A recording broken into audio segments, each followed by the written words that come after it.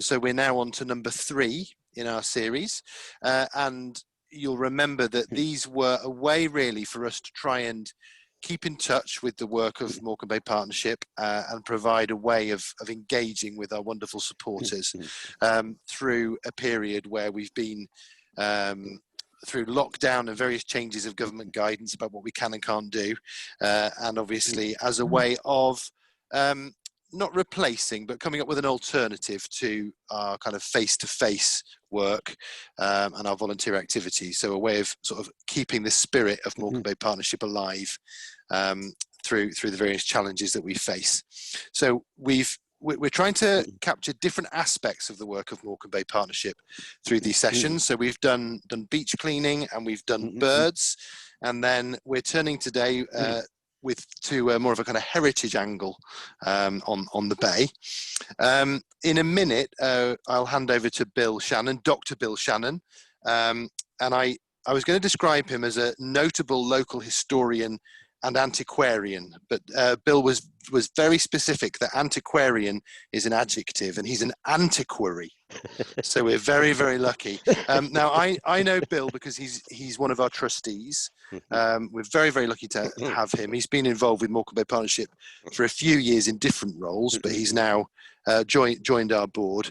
But Bill has had, since his retirement, a very distinguished retirement, really, turning what's been a lifelong passion for local history into something slightly more academic. So he's received his doctorate from University of Lancaster and has been involved in the University of Lancaster with research and teaching, and has also been a member of a very large number of local history societies, heritage societies, things like that. So Bill is going to introduce us in a minute to one of his passions, which is fire, and in particular how our ancestors made fire, and why that's important, I guess, for us living in and around Morecambe Bay. Now, before I hand over to Bill, there's one more introduction, who is Claire. And Claire is our new heritage officer. Those of you who have a screen will see she'll probably be up near the top with Morecambe Bay Partnership as her name, with long straight black hair. Now, Claire better be on her best behaviour, because her predecessor, Louise Martin, despite no longer working for Morecambe Bay Partnership, is also on the call. So we better be careful that we do things right. So welcome to Louise as well. It's lovely to have you. So thank you very much for joining us. The format for these is Bill's going to talk for about half an hour, maybe a little bit longer. And then there'll be an opportunity to ask questions afterwards. So just a couple of things that we'd ask of you. Firstly is if you can all please make sure that you are on mute while Bill is speaking. It just means that it's easier to hear Bill, and it stops the interference. And then secondly, once we have heard from Bill, I will do my best, hopefully with Michelle's support again, to try and manage the questions. So if you want to ask a question, either do it via the chat function. So if you send a message to everyone, then we will be able to monitor your questions via that. Or when we come to questions, then you can raise your hand, and you can either do that physically by a bit like an auctioneer trying to kind of wave at me so that I can come to you. Or there is also on some computers, there is the ability to raise a hand electronically as well. So we will look out for that. But we can do a bit more about that when we've heard from Bill. So Bill, I understand that you're basing your talk in the Middle Palaeolithic. I think that's right. Now, I'm a little bit familiar with some of the Neolithic history of Morecambe Bay, and I know that we had some really, really important trading routes whereby the peoples of what is now Lancashire and what is now Cumbria traded with each other, using the bay as the best means of transport when the land was a place of dragons and monsters and inhospitable marshes. I know less about the Middle Paleolithic, so I'm very excited to hear about it. So over to you, please, Bill. Thank you, Tom. I'm now going to try and share the screen. We'll see if this works.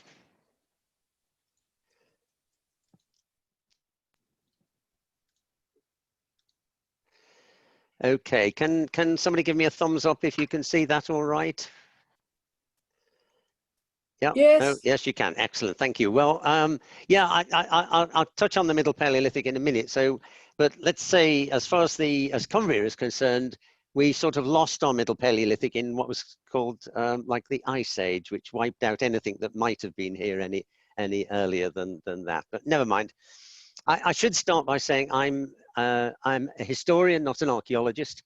I spend my time researching the landscape and cartographic history, particularly of the region and particularly in the 16th century. But when I'm not doing that, my hobby is experimental archaeology, which is a posh way of saying I like messing around in my shed, looking at how people did things in the past that for them were routine, ordinary, everyday activities, but which we have largely lost they're lost art to us. So I'm looking at things like making tools from flint, making cord out of nettle fibers, that sort of thing, and above all, making fire from scratch.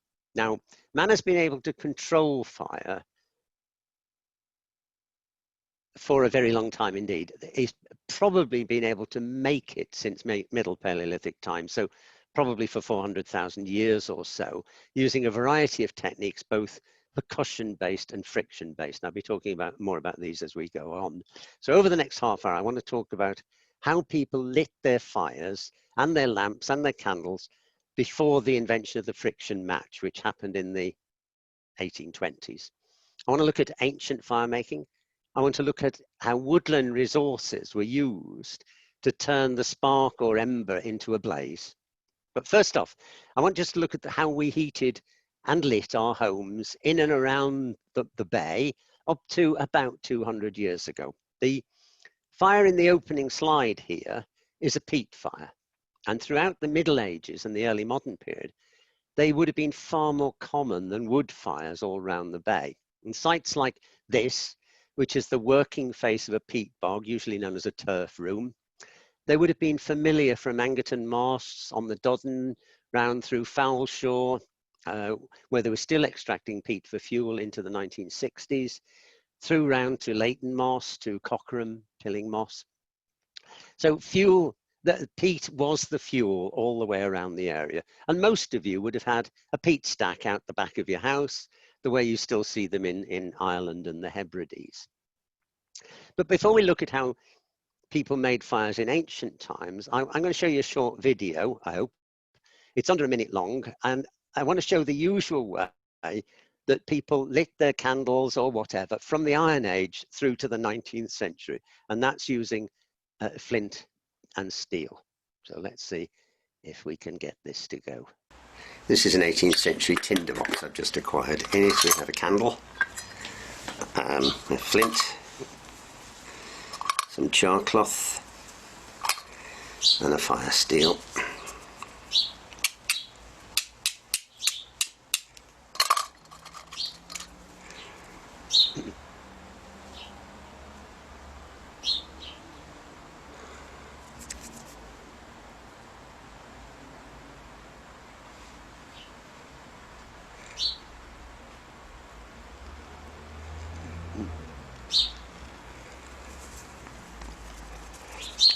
I've got the flame on a sulphur match, so I can now light my candle,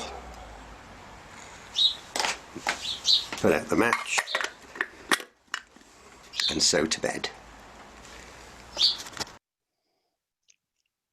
I should, though, perhaps point out that around the bay, people generally wouldn't have used candles. They used rush lights. Now, these were made by collecting ordinary rushes. I photographed these a couple of weeks ago up on the Kirby Moors above the Dodden estuary. The Latin name for these is Juncus effusus, and the best time to collect them is around about now, and you really need between 200 and 300 to last you through the winter. You peel the outer bark, leaving the pith exposed on about 3/4 of the rush. And it's best to get the children to do this, as it's extremely fiddly. You then dip the rushes in a trough of tallow or lard. Now, I've never seen one here in England, but this rush trough, I saw it in a place called Glencolumkill in Donegal. It's made from bog oak. So in other words, it's, you know, the oak was probably 3,000 or 4,000 years old by the time it was dug out and converted into this trough for making rush lights. But we would have had something not dissimilar to that in and around the bay for making our rush lights. And the method used is you take each rush and you dip it several times into hot mutton fat, and then you hang it up and use them throughout the winter. That I made those this weekend, just gone. There's about a week's supply there, if that's your main form of lighting. You set these in your rush nip, and you set it at an angle of about 45 degrees, and one of those rushes should burn for about 2 hours. Now, if you're a bit posher, you might have one like this. This is from Swarthmore Hall, if you've been there, and that's on a little mantel shelf there, and you can see it's a combination of a rush dip, a nip rather, and a candle holder. So you've got the option, if you're feeling a bit affluent and you've got some nice beeswax candles, you should put those in on the right. Otherwise, you just use your ordinary rushes. Anyway, let's now go back hundreds of thousands of years. Why did early man want fire in the first place? Now, the current thinking is that protection probably came first, and then warmth. And that might have been the other way around, but both came before cooking. And then man began to realize the other benefits of bonding around a campfire. And later still, the new technologies that fire allowed, involving tools, involving weapons, and of course later still, the invention of pottery. Now, a recent academic paper by Andrew Sorensen, The Uncertain Origins of Firemaking by Humans, State of the Art and Smouldering Questions, he sees there being 3 key transitions. The first one, from man's, I feel like, awareness of fire to starting to maintain fire, to keep it alight, to move it to where you want it, to start to use it in that sense. And then the really key transition that happens perhaps 400,000 years ago is the ability to make fire at will whenever and wherever you want it. And that seems to have happened about 400,000 years ago. But when we talk about man making fire, it wasn't modern man, it wasn't Homo sapiens, it was the chap on the left, Homo heidelbergensis, or Heidelberg man, who first appears to have had the ability to make fire at will. Now, the oldest site in Britain where there is evidence of fire use is in Suffolk at Beech's Pit. I don't know if you know that, Claire, do you? She does. And that's the earliest use of fire. That's the earliest evidence of fire use in Britain, and it's about 400,000 years ago.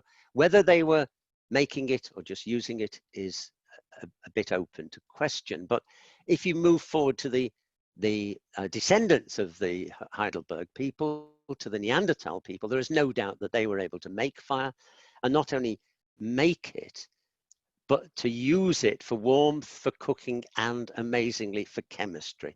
They were able to use fire for a particular chemical process known as the dry distillation to make an all-purpose adhesive, which is really the first sort of chemical process. They were able to visualize that you could turn this, which is birch bark, into a usable substance. And the method was to take birch bark and put it in some sort of container, not an old paint tin in the case of Neanderthals, but probably clay, build a fire over it with another container below that container, which could be used to catch the oil which drips out by this process of dry distillation. Now, in this form, this liquid form, it can be used as an insect repellent, it can be used for waterproofing, but further low heat converts it into tar, which is liquid when hot and solid when cool.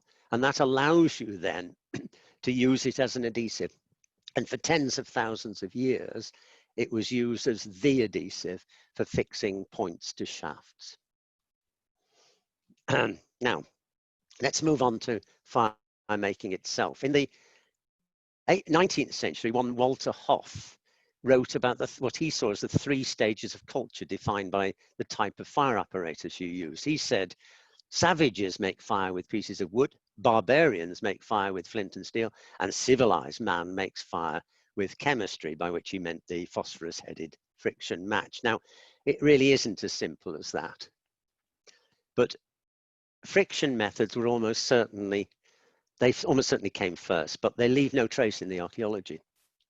Now, this image involving a simple spindle is probably what people think of as rubbing 2 sticks together, but it's very hard work. And so from about 20,000 years ago, people started to use the bow drill. Now, these are ethnographic examples from the Pitt Rivers Museum in Oxford, which if you've never been, is an absolute must to go to. This is a top-of-the-range bow drill kit from Tutankhamun's tomb. The metal spike on the spindle, incidentally, you would have pushed a wooden spindle over that and used that for the actual fire lighting. So you throw away the spindle once it had been used. This, incidentally, is my dad's Boy Scout diary of 1931. Yes, Boy Scouts did indeed make fires by rubbing sticks together, and the Boy Scout diary told them how to do it using not just the 2 sticks, but the bow drill, that sort of system. And this is my bow drill kit, my friction fire drill kit. It comprises a bent stick with a strip of leather or vegetable fiber for the bow, a flat piece of wood for the hearth, a short round piece about the thickness of your thumb for the spindle, and a stone with a depression in it as a bearing to hold in your hand. And the way you work it is like this. You kneel down, 1 foot on the hearth, you press down on the spindle with the bearing, and you saw away with the bow. And quite soon, you begin to form a depression in the hearth. So the next thing to do is to cut a V shape into that depression, into which the charred dust will fall. And as you work, it gets hotter and hotter, the dust starts to smolder, and then an ember is formed. You can then take that ember away and put it with tinder and make your fire. Now, you can go on using the same hearth until you run out of space on it, and you see archaeological examples of this. This is in the Manchester Museum, this Egyptian fire drill kit, where they've used nearly all the possible spaces on that.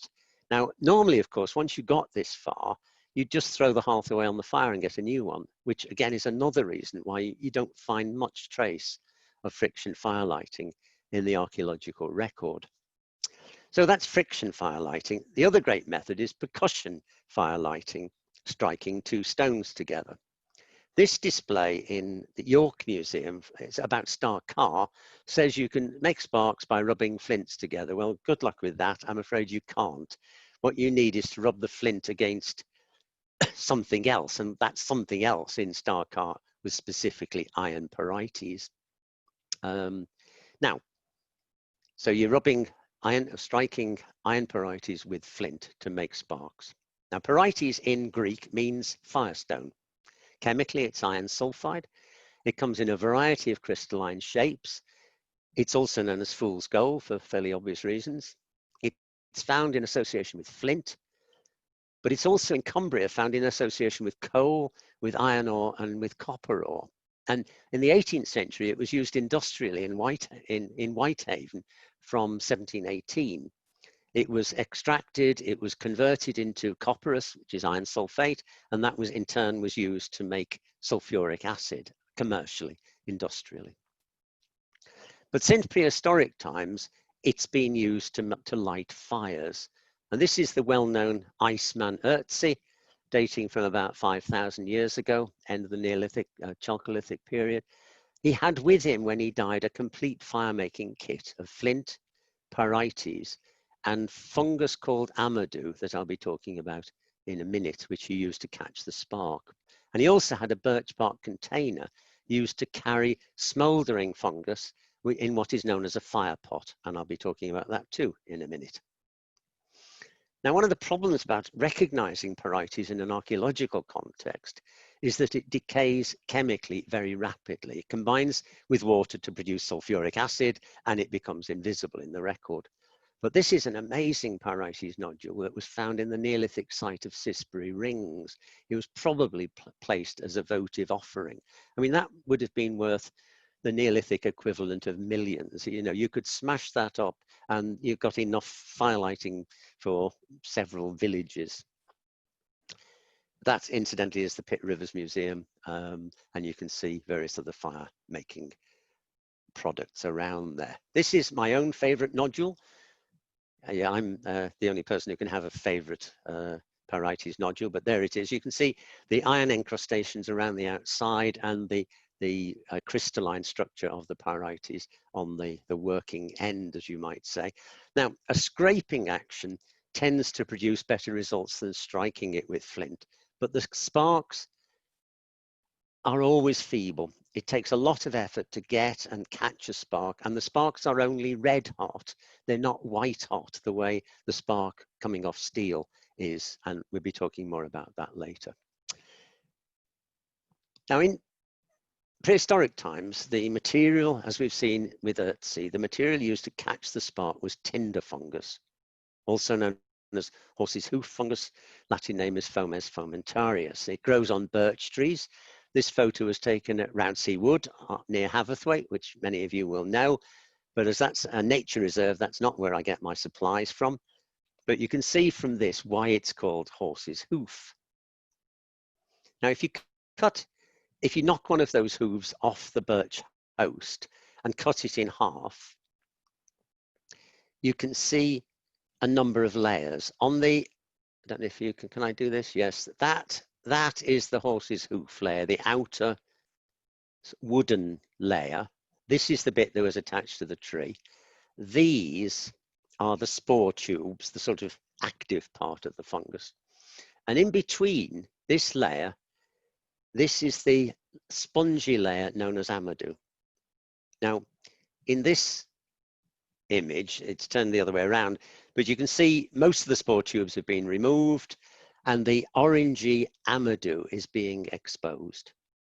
Now, it will catch sparks in this form where it's been removed, but it's known from historical and ethnographic sources that people process the amadou to make it, to improve its ability to catch sparks, and they processed it by boiling it with birch charcoal. Now, obviously, you push the charcoal and the amadou inside the water and then boil it for a while. What emerges is it feels like felt. It's very flexible, and it will readily take a spark. And the key point is it won't burst into flames. It will just go on smouldering until it's entirely consumed. Now, it's probable that prehistoric man noticed this property of these fungi.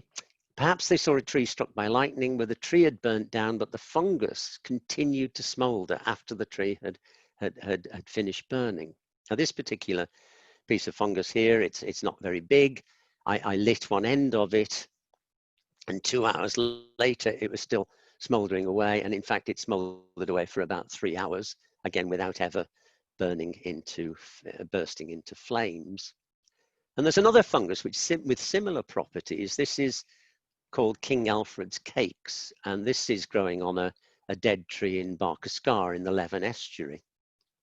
Now, here's a close-up look at it, and you can possibly see why it's called King Alfred's cakes, the little round black things. But they have this characteristic that once lit, they will burn for quite a long time. They'll smolder away without ever bursting into flame. And whoops, here's one in my version of Earthsea's fire pot. Here's a simple birch bark container with a handle made of nettle cord. There's a bed of moss in there with a King Alfred's cake in there smouldering away. That'll smolder away for an hour or so. You take a handful, a pocketful, or the Neolithic equivalent to a pocketful of those, and they light one from the previous one and so on, and that will keep you with a fire all day without having to to make it from scratch. And it's always easier to light a fire from another fire than it is to work from scratch. And Ötzi, he wasn't daft. He had both systems. He had his fire pot and he also had his system for working from scratch. Now I'm moving now from prehistory into history with the first historical reference to fire making. This is Pliny writing his natural history in 77 AD. And he, in two different parts of his book, he writes about the two different methods. In book 16, he writes about making fire by rubbing two pieces of wood together. In book 30, he writes about using the stone called pyrites because of its great affinity to fire. In both cases, you'll see that he talks about catching the fire on a lump of dry tinder, fungus, dead leaves. In book 30, he talks about receiving it upon sulfur, which is what we've seen with those sulfur matches. So these things were known back then, were written about and so on. What Pliny doesn't write about is the ordinary way that people made fire, which at this time was flint and steel. In both these cases, Pliny is writing about the exceptional. This is what the shepherds used. This is what the military scouting parties used, or the advance guards when they didn't have access to the normal method of flint and steel. So let's have a look at a few Roman fire steels. This is probably the typical Roman fire steel. It's you have a little circle for one finger and a space between that and the upturned bit for another, and you put your thumb on the other and you can see the way I'm holding it. It's called a sled for obvious reasons. Here's another Roman fire steel. This is called P-style, again for obvious reasons, and it works in a similar sort of way. Two fingers through the hole, thumb on the back, and strike downwards. Now these are pretty basic blacksmith made things. The Vikings tended to go in for much fancier fire steels. They often have ship's prows or dragon's heads. They often are suspended from a waist belt or whatever. They were for quite some extent for show. And you do see more of those in museums, more Viking fire steels in museums than you ever do Roman steels. And you can see it's quite a chunky thing. It easily fits into the hand. But this is a tiny one.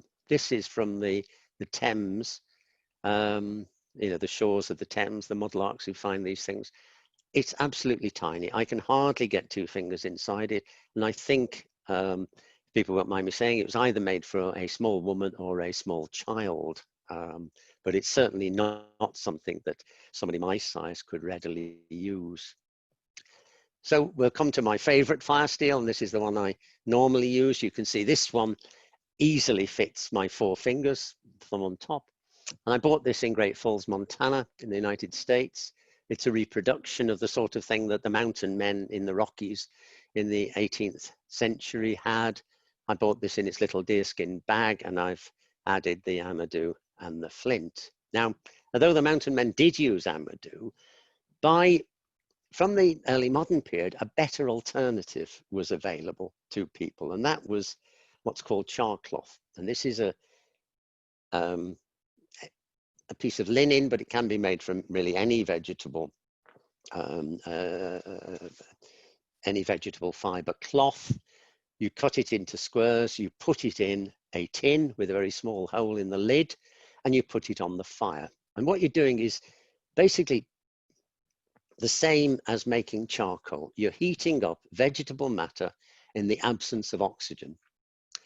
The volatiles are driven off as smoke through the hole, and that is smoke coming off the top, that's not flame. And when the smoke stops, the charcloth is ready. And that's what it looks like. Now here's a short video bringing these 3 elements together: flint, steel, and charcloth. And to those, you then need to add tinder to turn the spark into a flame, and kindling to turn the flame into a wood fire. And hopefully this will work.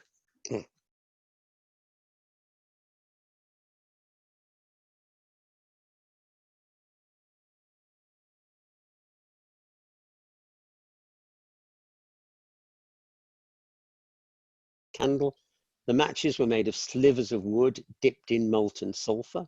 You touch the ember with the stick, the sulfur melted and burst into flames, as it has a very low melting point and burns readily. Now, the method I use involves a cut through beer can and a tea light, but you melt a little bit of sulfur in there, dip a sliver of wood into there. Not too much.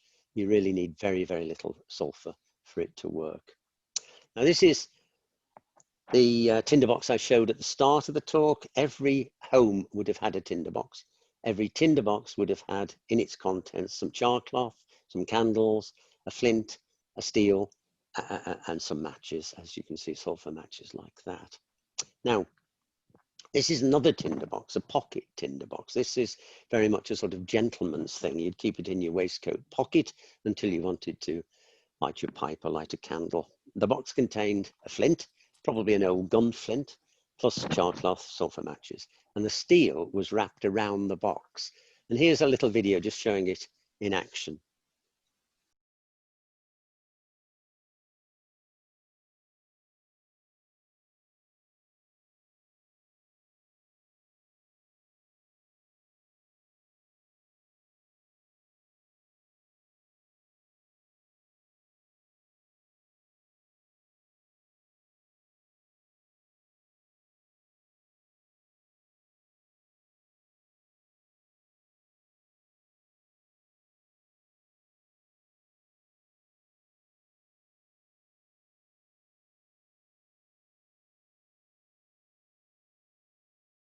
I'm just going to end with this one, which is the absolute sort of top of the range. I used the term before, but this is a tinderbox made by a gunsmith.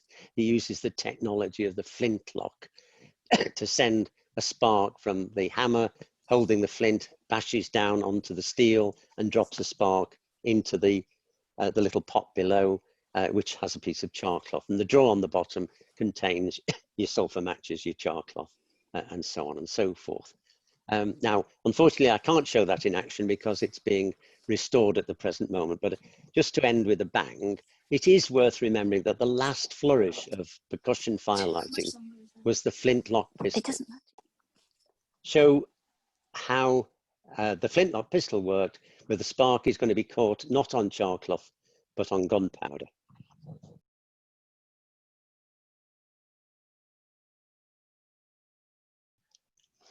Now that is what's known as a flash in the pan. There was no charge in the barrel, you'll be relieved to know.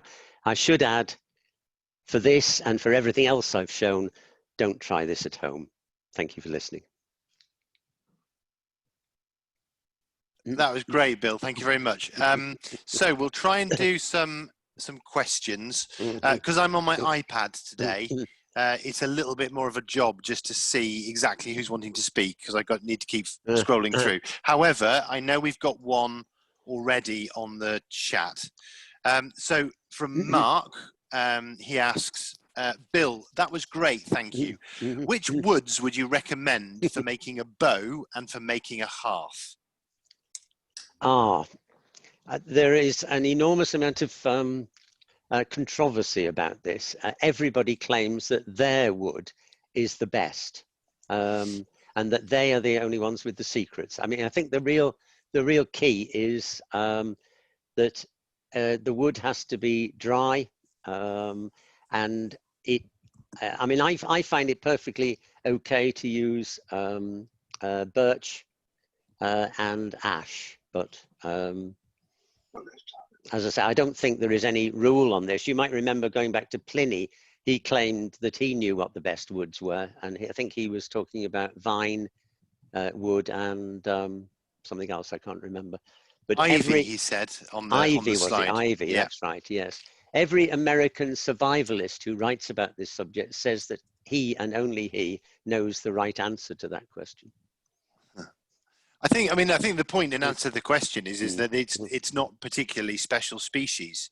No, it isn't. So it's just widely available things that probably you'd have in your firewood store. Yeah, I mean, I think what they do say is certainly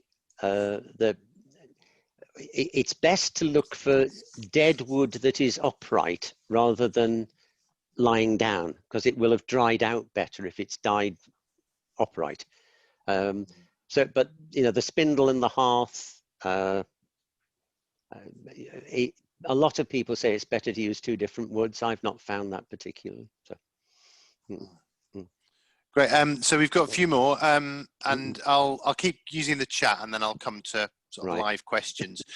So you've definitely got a bit of love for your photographs and your images. I have to say, I thought the same thing.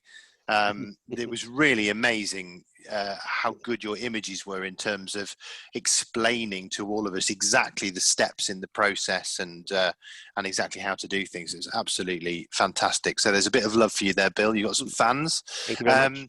We've got a comment here. Perhaps I shouldn't have shown a 15-year-old boy how to make fire.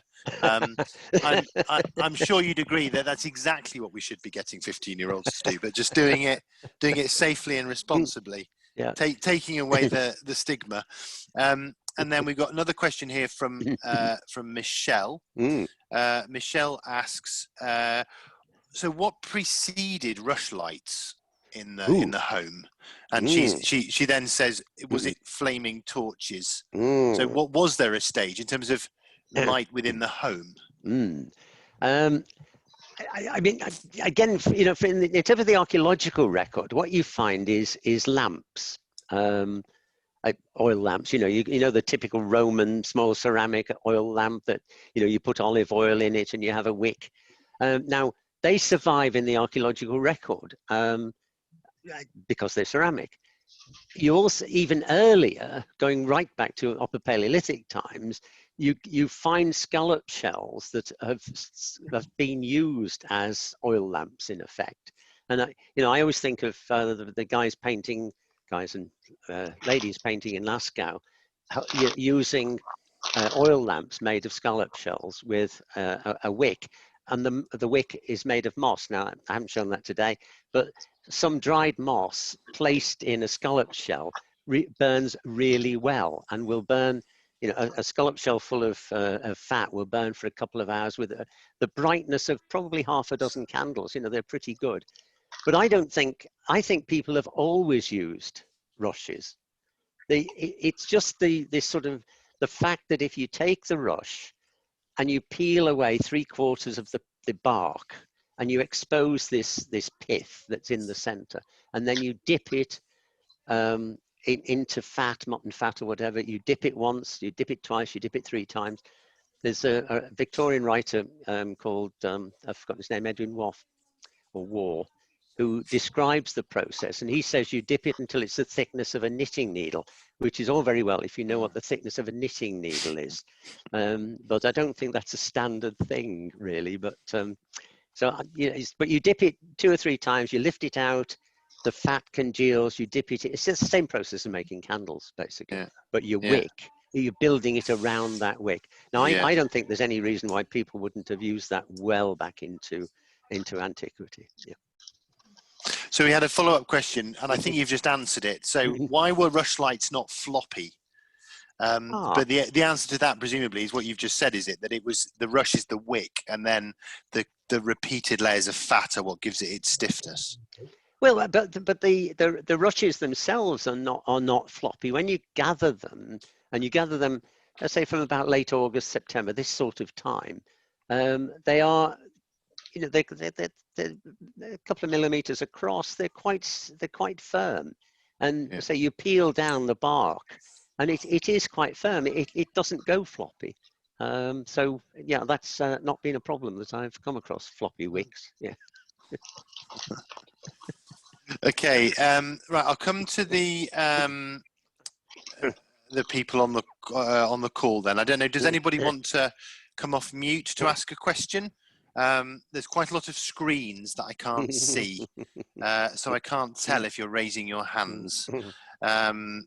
So let me just look.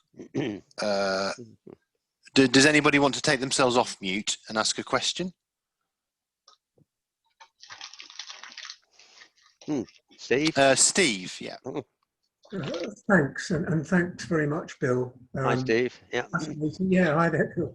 Fascinating talk. And I had never seen pictures of the actual fungus that has been used historically. So that was a first for me. Thank you very much for that. Okay. Was it just those two types that you showed us, or was it a bit wider than that that could be used? Ooh. The horseshoe, I think it was. The horseshoe fungus, Fomus fomentarius, is known throughout the northern world. So you get it in America, you get it right the way through. You get it wherever there's birch trees, basically. And it looks as if in the whole of the northern world, wherever there were birch trees, that was the preferred fungus to go for. So whether people, I'm not aware of any other fungus other than the two that I mentioned in Northern Europe. Whether people used other things in Southern Europe or Africa or whatever, I don't honestly know. But there are funguses of choice round here. And I mean, they are surprisingly easy to find. I mean, the Fomus fomentarius, it's difficult to go into an old birch wood. I mentioned Roudsey. Roudsey is full of the things. If you go and park up at Roudsey and walk around, you'll see them everywhere there. Now, you will see them in other places. King Alfred's cakes are a little bit more rare and exotic, but Fomus fomentarius, you find. The other one that I think works is, I'm just thinking about it, there is another bracket fungus, oh dear, which also grows on birch trees. It's white. I'm trying to think what it's called, but that one also works, I believe. Yeah. Birch polypore. Thank you very much. I don't know who said that, but it is indeed polypore, yes. Who was it who said that? I didn't see it. Oh, it was you, Claire. Well done, Claire. Yeah. Yeah. Yeah. Good, thank you. Right, I'm looking around. Have we got anyone else who wants to ask a question? So just take yourself off mute and ask, I think, is probably the best thing. No, I'm looking around. Fiona? Yeah. Okay. You mentioned these are all Northern Hemisphere goodies that were used for keeping the fire going, as it were, while they travelled. What about out with Northern Europe? You know, what would they have used in the Middle East or Africa, or have you no research about that? Me personally, no. I'm afraid I am being local in that sense. So I tend to look at what is going on in that northern that northern woodland world. But I mean, what I'm quite sure about is that people had methods of you've still got to go through that three phases. You've got to create the ember. You've got to turn that ember into. You've got to catch the spark. You've then got to turn it into a flame, and then you take it on. You cannot just go straight from a spark to a fire. You've got to go through those stages. And I think that's when I first started doing this, I hadn't really realized that. I tended to have a feeling that you could just sort of strike your spark and light your fire, and you really have got to go through those stages. Having said that, the mountain men used to pride themselves on being able to light their pipes by holding their flint and steel immediately above the bowl of the pipe and striking a spark straight into the bowl and sucking hard and getting it to flame. But I've not tried that for two good reasons. Thank you. Claire?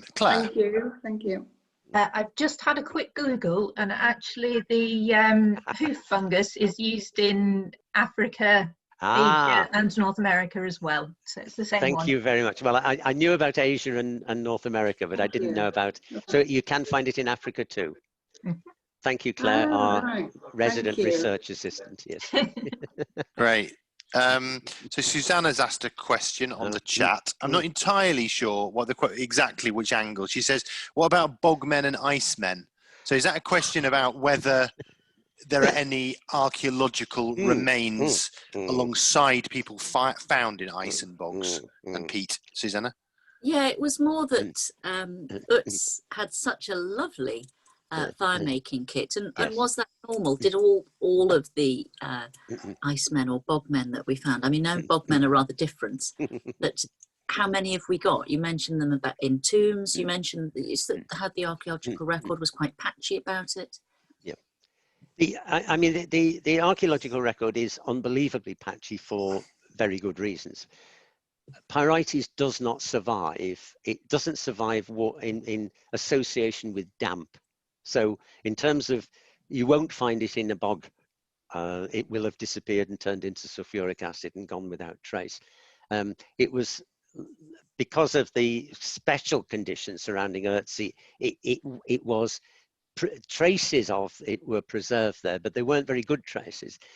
That Cispri rings piece of pyrites is just unbelievably outstanding, but because it was so big, it didn't have the chance to deteriorate in the usual way.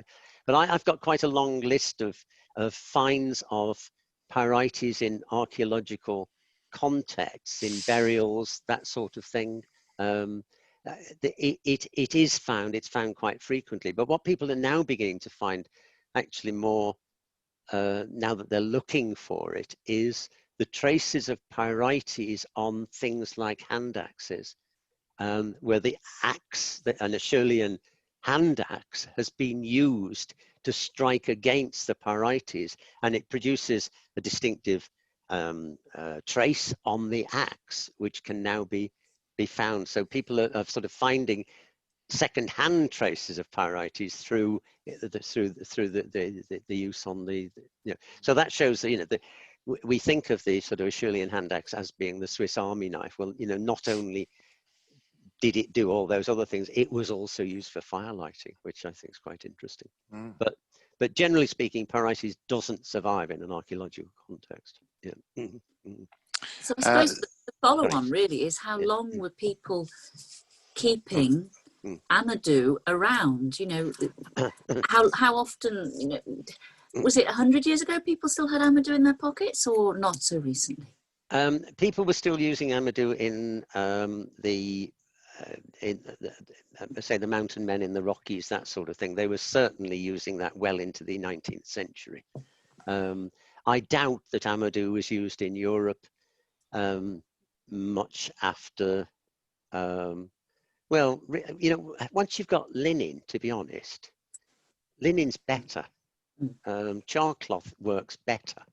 And so if you've got access to that, then why settle for second best? Unless, of course, you're so poor that you can't, and then you'll be using it. So I would imagine that perhaps poor people would be using Amadou, but the preferred material is charcloth. We've got a question from Andy on the chat. He says, do you know when people in Britain or elsewhere in Europe start making charcoal? So how far back does charcoal making go? Oh dear. Off the top of my head, I'm saying certainly in the Roman period, so maybe in the Iron Age. I doubt it was made earlier. I don't know, but I'm guessing that it would have been made from at least in the Roman period. But I'm going to ask our resident archaeologist, where is she? Oh, she's over there. Claire.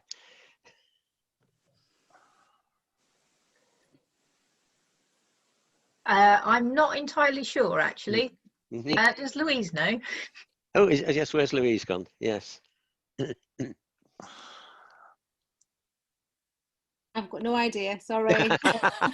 Thank you, Louise. Sorry, I'm in the middle of, yeah, I'm doing something, so I'm kind of listening, but no. Okay. Yeah, we'll have to ask Professor Google, but Google, no, I don't know.